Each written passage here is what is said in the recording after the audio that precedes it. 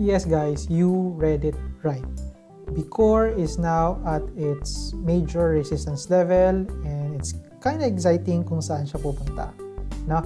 So we'll tackle that together with our usual stuff, katulad ng mga market news, PSEi, and all that in today's market recap portion. No? Our market recap is for today, December 20, 2019. So let's go straight to it and see what is happening. First up, I'll go with the PSEi. So PSEi had a dramatic ending today. Hindi man ending, pero dramatic closing today. No? Just to give you an insight, so today it closed at 7,773, no? Which is up by 119 points or 1.56.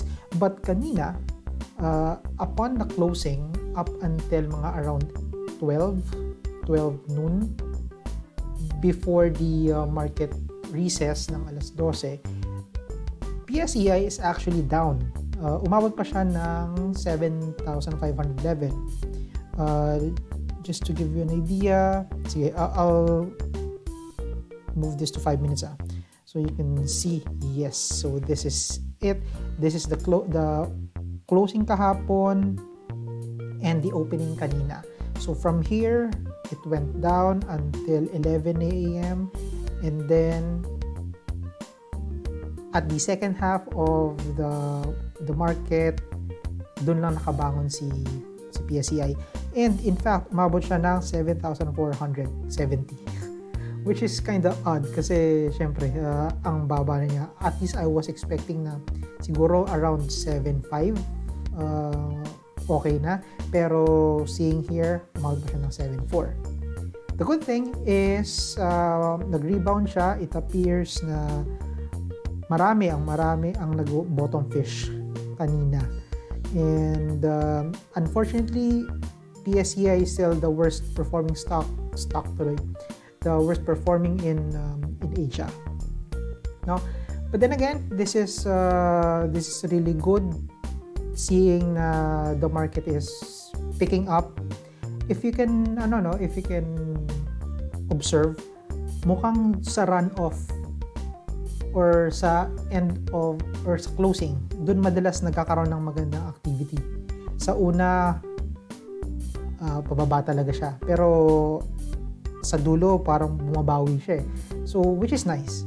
So, that means you have an opportunity to look at your favorite stock and potentially buying it up for a good potential.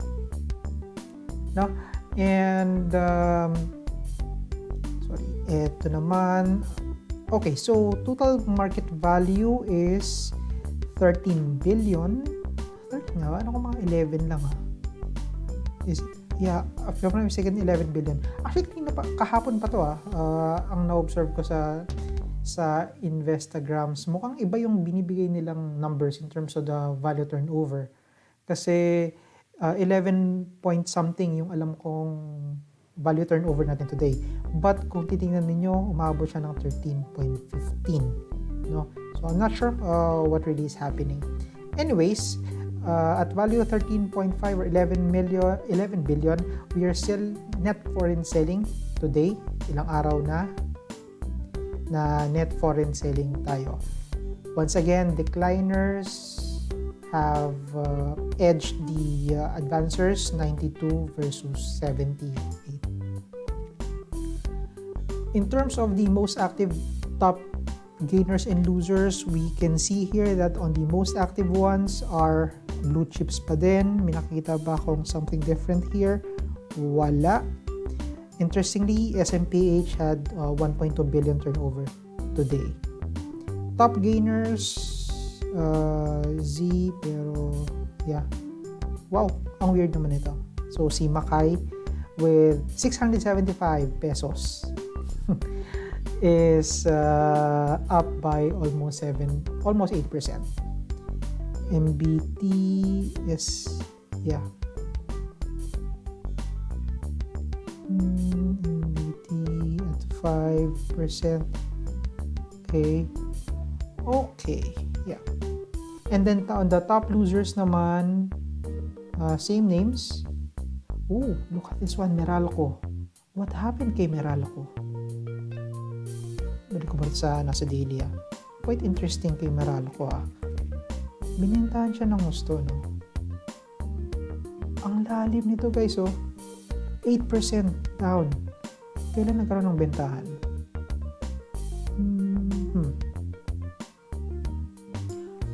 Oh, okay. So mula pa pala kanina, upon the opening, bentahan na, and then medyo nag-rally lang ng konti pero bumaba pa rin hanggang sa umabot siya ng mga around 2 p.m. Umabot pa siya ng 294 until it closed at 286 pesos per share.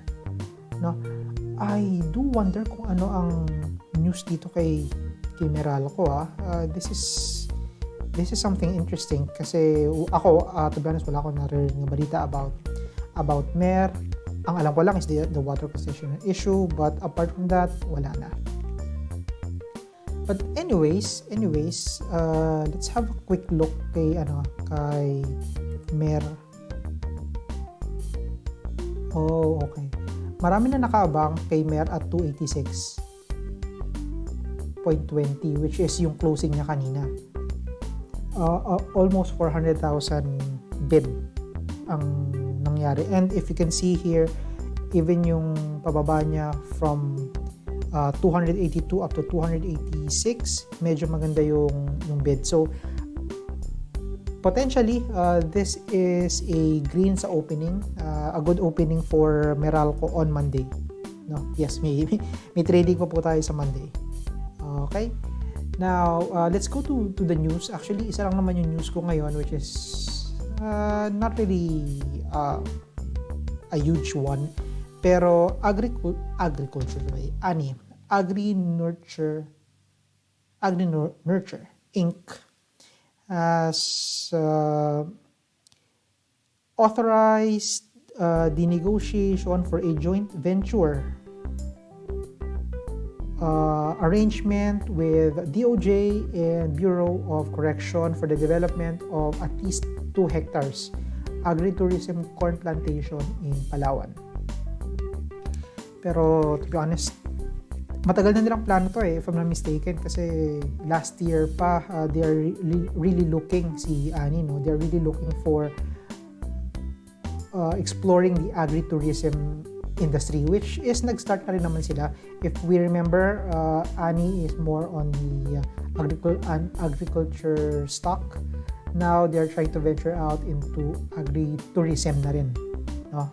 Just to expand their reach. Okay, let's see kung is there an effect. And no, Agri-nurture closed flat today, still at 13.30. Pero just a quick idea about Ani. Ito isa sa alagain ko to last year. Isa sa mga napaggatasan ko. I remember buying this at around 8 pesos, 12 pesos, hanggang umabot siya ng 16, 17. No? Yun nga lang, I still bought nung mga nag-around 18 siya, and hanggang sa naubos. Hindi man naubos, I'm still positive with Ani at that time. It's just that syempre nagkaroon din ako ng loss when it dropped here sa 14 pesos early this year. But then again, that's trading for everyone. Okay, now let's go to some of the watch list or some stocks to watch. And yung kanina nga nung una, I was talking about BCOR. No? So BCOR is interesting for the simple reason na it is on the brink of a potential breakout or breakdown. Hindi, sorry, not breakdown, but yung ano man tawag doon, parang pababa, simply because ayan, okay, this is etong 40.5, this is considered as a major resistance for BCOR, and na-meet na niya to kanina, no? Now let's try to look what is happening with BCOR in terms of the bids. Okay, so merong harang dito at 148,000, pero guys, 148,000 is relatively low, kasi just imagine 148,000 multiplied by 450. This is what, almost 600,000-700,000 pesos lang. And usually madaling sagasaan yon. The value turnover today is volume about 5.4 million kanina, which is actually parang mababa nga siya compared to mga previous days ni BCOR, no? Kasi I was actually anticipating na around mag-average ito ng mga around 8 to 15 million pagdating dito. But then given the low value, medyo kinakabahan ako sa kanya, no? But still, again, the potential play here is a breakout. On the opposite side of the coin is mauntog na siya dito sa major resistance of 450 and bumaba pa siya, no? And then eventually uakit ulit, which is a classic cup and handle na chart pattern. Okay, what else apart from BCOR? I am also interested in pizza. With pizza kasi, ito, ang lapit na niya, or actually it met the support level kanina, ha? And then nag-close lang siya ng much higher, no? But then again, if you're looking for a potential bounce play, ito, pizza is a good watch list for you. Just wait it out, tingnan nyo kung mag-bounce na siya dito, and then see how it goes, no? Parang yung ginawa niya rito, nag-bounce, yun nga lang, at the end of the day kanina, binentahan siya ng gusto, which made it down by around 5.17%. Okay, now let's talk, since this is our Friday or end of the week na market recap, siguro I'll just try and recall some of the major news, no, this week. Number one na dyan is yung sa water concessionaires natin. Let's have a quick look. Yung pinakagrabe sa lahat, MWC. Paakit na siya in the past couple of days, and today it's down by 4%. It closed at 7.44. What else? AC naman ay okay, so opposite of MWC is AC, which rebounded. It closed at around almost 780 pesos, up by around 3.25. Now, here's the thing though, I still see AC and other holding firms na involved sa water concession issue, like for example MPI and DMC, are still really good for me personally, especially AC. Now, if you don't know, AC is of course is holding the Manila Water Corporation, but at the end of the day, yung contribution ni MWC pagdating sa revenue ni Ayala Corp is just almost 8%. So mababa lang. Even if you remove that, hindi ganun siya ka big deal. Okay? Ang nangyayari lang ngayon is it's because of the negative sentiment for Manila Water. Okay. What else? Sorry, hindi ko na mention kanina. 52-week high and low. We have a new 52-week high today, and that is Crown.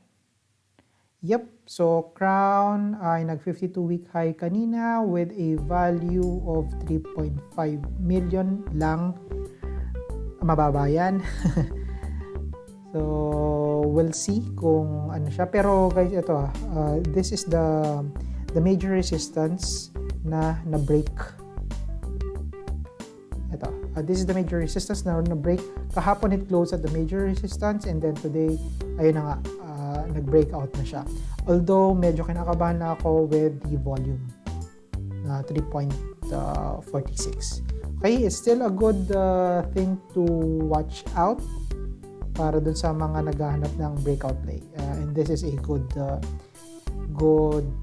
stock to watch. Okay, good stock to watch technically. Okay, hindi ko fina-follow si Crown, so I'm not sure about its fundamental performance. In terms of the 52-week low naman, ayun nga yung sinabi ko kanina, we have Meralco. We have some banks also on the list. PNB is here. Who else? To go. Ayan. So, 52-week low. Medyo marami-rami pa. We have CEI, ECP, ELI, Tech, almost everyday na siya. And si Tugs very recent lang pero nag-everyday na rin siya. So, ayun, medyo hindi na maganda yung mga stock nila.